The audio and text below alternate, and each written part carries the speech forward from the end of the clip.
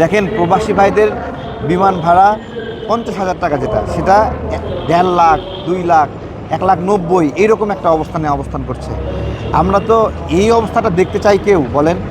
আমরা গতদিন প্রেস ক্লাবে প্রোগ্রাম করলাম, প্রতিবাদ করলাম, সরকারকে দেখাই দিলাম এটা হচ্ছে না। আসলে যে প্রধান উপদেষ্টা অনেক ব্যস্ত থাকতে পারে, দেখতে না পারে, আমরা একটা প্রোগ্রাম করলাম, প্রতিবাদ করলাম, প্রচুর ভাইরাল হলো, সবার কানে গেল, শুধুমাত্র সরকারের কানে গেল না। তো আমরা সরকারকে দাবি জানাই যে বিমান ভাড়ার বিষয়টা আপনারা দেখেন। আমাদের প্রবাসী ভাইরা মাঝে মাঝে পরিবারের কাছে আসে, এই 1,90,000 টাকা যদি বিমান ভাড়া হয়, কোনো প্রবাসী সক্ষমতা আছে 1,90,000 টাকা দিয়ে পরিবারের সঙ্গে আসে দেখা করে যাবে? বলেন কত টাকা বেতন পায়? 30,000, 35,000, 40,000, ভাই বাংলাদেশের মতোই বেতন বাইরেও, এতটা আহামরি বেশিও না। তাহলে এই যে যারা যায় কিছুটা টাকা পাঠায়, রেমিটেন্স পাঠায়, তাদের জন্য একটা নাভিশ্বাস। সরকারি বিমানের যে আচরণ করার কথা ছিল, সরকারি বিমান সে আচরণটা করতেছে না। টিকিট লক, সিন্ডিকেট, ভোগ করে রাখছে, ফাঁকা যায় বিমান। সেই বিমানে আমাদের প্রবাসী ভাইরা টিকিট পায় না, অর্ধেক ফাঁকা। আমরা এগুলো প্রতিকার চাই, আমরা কোনোভাবেই চাই না বিমান ভাড়া এইভাবে বাড়ুক। আমরা এটার একটা মীমাংসা চাই। আসসালামু আলাইকুম।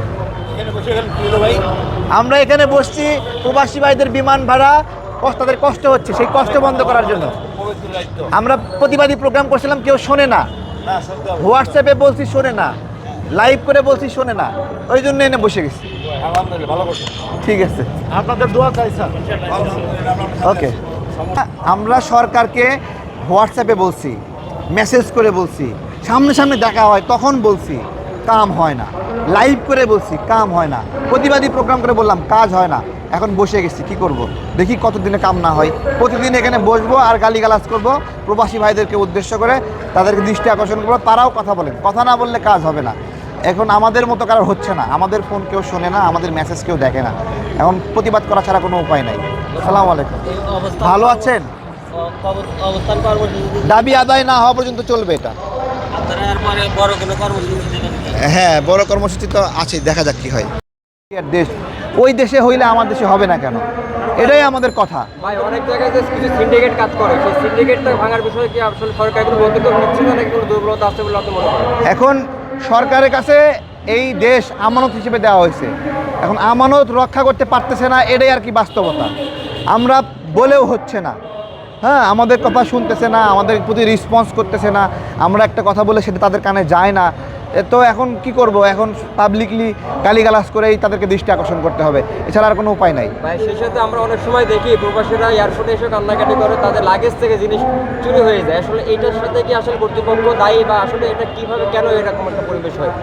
এখন আমাদের প্রবাসী ভাইরা যে বিমানবন্দরের সমস্যাগুলো পড়তেছে, এই সমস্যাটা করতেছে কে বলেন? বিমান কর্মকর্তারা, ওখানের স্টাফরা, ওখানের আনসার, ওখানে এপিবিএন, ওখানের বিমান বাহিনীর মানে স্টাফরা, তারা করতেছে এগুলো। এসবির লোকেরা, এই সামগ্রিকভাবে সবাই মিলে আমাদের প্রবাসী ভাইদেরকে দেখলেই ওদের জিভায় জল আসে। এটা হলো একটা স্বাভাবিক বাস্তবতা। এখন সরকার একটা সুন্দর রিসিপশন বানাইছে, আমার কথা সরকার রিসিপশন বানায় কোনো লাভ নাই। প্রবাসী ভাইরা ওখানে ঘুমাইবো না, এসা প্রবাসীরা বাইরে অস্থির হয়ে বাইরে যাবো, তাদের লাগেজটা দ্রুত পাবে, তাদের লাগেজ চুরি হবে না, এই নিরাপত্তাগুলো দরকার। এগুলো কেউ বুঝতেছে না। তাদের লাগেজটা গাড়ি পর্যন্ত নেওয়ার জন্য একটা অবকাঠামো দরকার, এগুলো কেউ বুঝতেছে না। যে এখানে দরকার নাই সেইটা করতেছে, এটাই আর কি আমাদের কথা। বা আরেকটা ব্যাপার রয়েছে, সেটা হচ্ছে অনেক ফ্যামিলিগুলো আছে আর্থিকভাবে অসচ্ছল, তার কারণে তারা বিদেশে যে তাদের ফ্যামিলিকে সেভ করার জন্য চেষ্টা করে। প্রবাসী ব্যাংক থেকে যে ঋণটা, এটা নিয়ে নাকি সেই ঋণও নাকি দুর্বলতা। আমি ব্যক্তিগতভাবে সকল ধরনের ঋণের বিরুদ্ধে। আমি ঋণ পছন্দ করি না, ঋণ নেওয়াও পছন্দ করি না, ঋণ দেওয়াও পছন্দ করি না। এমনি কর যে হাসানা বা এই ধরনের একটা ব্যবস্থাপনা থাকলে ভালো হয়, কিন্তু ঋণ, সুদ, এইসব বিষয়গুলো প্রবাসীদের জীবনে অনেক পেরেশানি আনে। অনেক গিয়ে আবার কাজ পায় না, পরে আমাদেরকে ফোন দেয়, ভাই ঋণটা একটু মাফ করে দেন, ভাই টাকাটা যেটা নিচে এটা দেওয়া লাগবে না, জনগণের টাকা না এটা। তো আমি এই ঋণটাই পছন্দ করি না আসলে।